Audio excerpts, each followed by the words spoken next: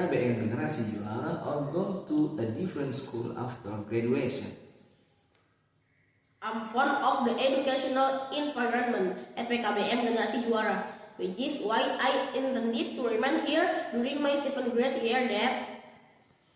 What do you think, Mom? We have made a plan for him to go to school at a different place that can provide him with a 3-year scholarship.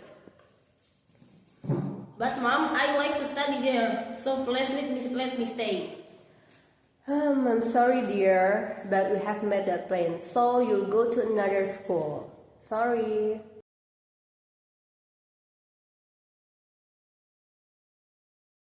I'm so proud of your hard work, Sammy. Your grades are all excellent after you studied at PKBM Generasi Juara. Yes, indeed, Mom. Thank God I found PKBM Generasi Juara. Yes, then I believe you'll stay there until your 7th grade. Definitely, Mom. And then what about you, Mandy? Alhamdulillah, no more trouble with my class for me. I can manage it.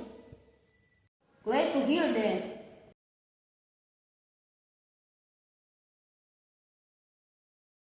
I will keep learning here. How about you, David? I will not be here anymore. My parents want me to relocate my school. For you.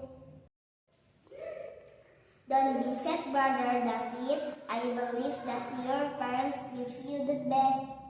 In my perspective, Mandy, You have to fight for your will, brother David. let me think about it.